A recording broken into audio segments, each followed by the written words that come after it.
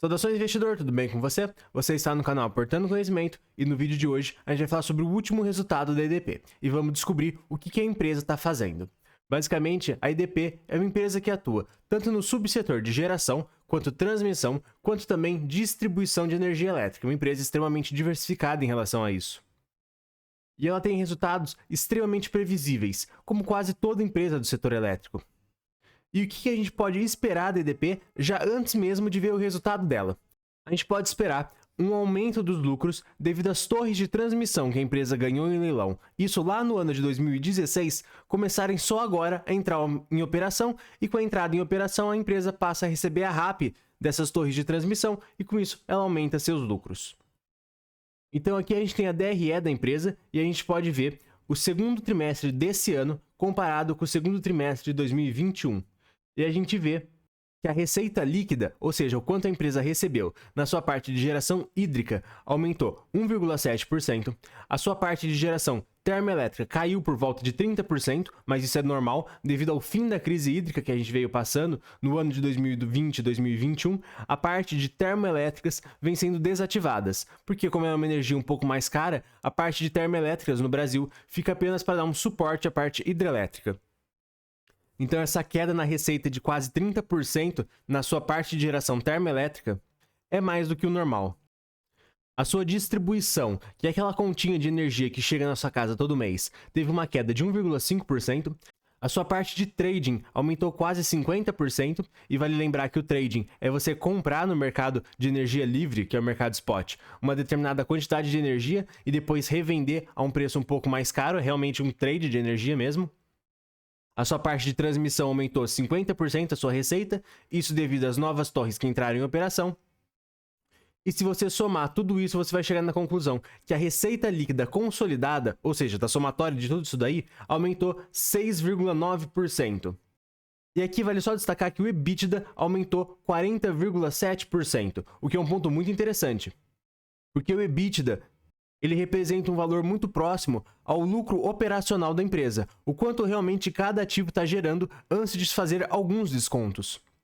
Mas apesar do EBITDA ter aumentado quase 40%, o lucro líquido aumentou 10,6% e a gente vai explicar um pouco melhor isso agora. No segundo trimestre do ano passado, a EDP pagou 136 milhões de reais de juros sobre a sua dívida. Já no segundo trimestre desse ano, a EDP pagou 420 milhões de reais. A alta dos juros e do CDI explica por que o lucro subiu apenas 10%, enquanto o EBITDA subiu 40%. Basicamente, o resultado da EDP poderia ser muito maior se ela não tivesse pagado tantos juros sobre a sua dívida. E ela pagou tantos juros assim porque boa parte da dívida da empresa é atrelada ao CDI. Quando a gente compara o resultado da empresa, não só no segundo trimestre desse ano comparado ao segundo trimestre do ano passado, mas sim dos 6 primeiros meses desse ano contra os 6 primeiros meses do ano passado, a gente vê a mesma coisa. O EBITDA aumenta quase 30%, só que o resultado financeiro aumenta 121%. Esse resultado financeiro ele é a linha da DRE onde ficam todas as partes de juros que a empresa tem que pagar. Isso fez com que o lucro líquido aumentasse apenas 7,6% em relação aos primeiros 6 meses desse ano, em relação aos primeiros 6 meses do ano passado. Novamente destacando que a alta do CDI é o que está estragando os resultados da EDP, que apesar de estar aumentando por volta de 10% os seus lucros, poderia estar aumentando muito mais se não fosse o CDI tão alto assim. A EDP ela investiu muito em transmissão de energia elétrica e as margens da empresa acabaram melhorando. Isso porque a parte de transmissão tem margens muito melhores do que a parte de distribuição e geração, que são as outras frentes que a empresa atua. E vale aqui só lembrar de novo que essas torres que ela terminou de construir agora e entrar em operação foram ganhadas em leilão lá em 2016. Isso aqui ressalva como que o investimento é uma coisa de longo prazo. Lá em 2016, ela ganhou o direito de construir essas torres e elas só estão entrando em operação agora em 2022.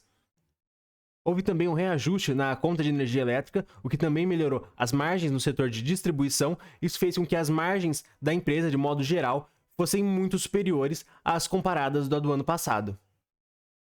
E todos esses investimentos que a empresa fez geraram uma dívida. Vale aqui destacar que a dívida da empresa é de 2,6 dívida líquida EBITDA, o que é uma dívida relativamente bem tranquila de ser paga, mas obviamente como o CDI está em quase 13%, realmente um valor muito alto, o custo dessa dívida está sendo bem prejudicial para a empresa. E como a gente pode ver, o perfil da dívida da empresa, a maior parte da dívida dela está no setor de transmissão, que foi obviamente o investimento que ela teve que fazer para construir as suas torres de transmissão de energia elétrica. Mas a dívida dela não é algo que preocupa, como a gente pode ver, ela é uma dívida de longo prazo que vai ser paga ao longo do tempo.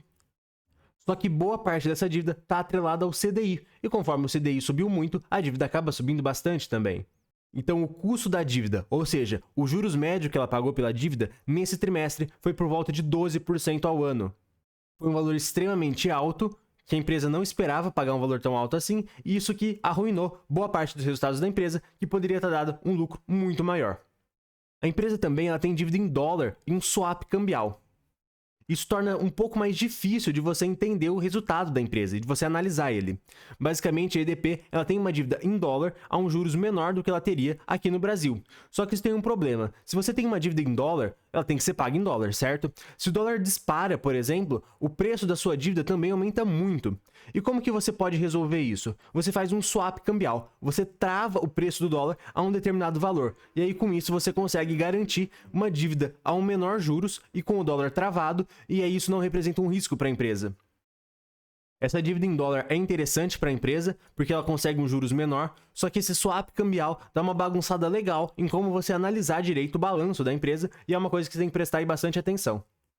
Um outro ponto que o investidor tem que prestar muita atenção é sobre a evolução da dívida líquida da empresa, e a gente pode ver que a empresa está se endividando para pagar mais dividendos. Ou seja, a empresa está contraindo dívida e pagando esse valor captado em forma de dividendos.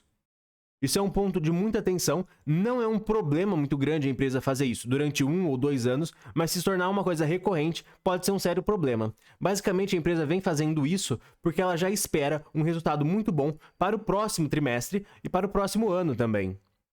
Então, basicamente, o que ela está fazendo é um adiantamento de um dividendo, de um lucro que ela projeta que vai ter no futuro e ainda não teve. E ela pode fazer isso porque ela tem um resultado extremamente previsível, mas não é muito bom. Então é um ponto de atenção que o investidor tem que ficar atento. E a gente ainda está no meio da nossa análise, mas se você quiser ficar atento, se a EDP vai continuar fazendo isso, vai continuar contraindo dívida para pagar dividendos, se inscreva aqui no canal para ficar por dentro dos próximos vídeos. E se você já for inscrito, eu vou pedir para você deixar o like para ajudar na divulgação desse vídeo. Mas vamos agora continuar com a nossa análise e falar o que a gente espera sobre os dividendos da EDP. A EDP ela tem por regulamento o dividendo mínimo de R$1 por ação ou 50% do lucro líquido ajustado. Desses dois valores, qual foi maior é o dividendo mínimo que ela é obrigada a pagar por estatuto.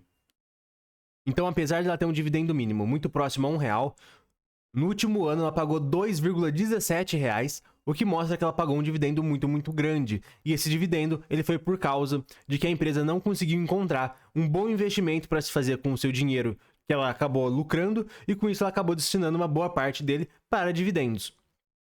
Isso é bom porque você recebe um dividendo maior naquele ano, mas não é tão bom assim, porque a empresa poderia estar investindo em um outro negócio e gerando muito mais dinheiro, gerando um lucro muito maior e tendo a capacidade de pagar mais dividendos nos próximos anos, se caso ela quisesse. Mas ela não encontrou essa oportunidade de investimento e com isso ela acabou pagando tudo em dividendos mesmo. Mas a gente pode esperar para os próximos trimestres e os próximos resultados da EDP que ela pague menos dividendos, por volta de R$1 ou um pouquinho a mais do que isso, e que ela vá gradativamente pagando a sua dívida nos próximos trimestres. E só fazendo uma observação, que a dívida líquida da EDP é de 2 vezes a dívida líquida EBITDA, o que não é uma dívida alta, é uma dívida super controlada e muito fácil de ser paga pela empresa, e provavelmente ela vai optar por pagar essa dívida devido ao custo de carrego, devido aos juros que ela está pagando sobre essa dívida estarem extremamente altos, devido ao CDI alto também. E um outro ponto de muita atenção que o investidor tem que prestar é analisar se a empresa continua tomando dívida para pagar dividendos extraordinários, porque isso pode ser extremamente prejudicial para a empresa no longo prazo. Ela fazer isso uma vez ou outra, tudo bem. Ela fazer isso todo trimestre é um ponto de muita atenção que o investidor tem que ter. E só falando uma breve curiosidade, a EDP é a primeira empresa que eu investi na Bolsa de Valores. E, gente, esse vídeo vai ficando por aqui. E se você quiser ficar por dentro dos próximos vídeos, você deve se inscrever no canal. E se você já for inscrito, eu vou pedir para você deixar o like e até o próximo vídeo.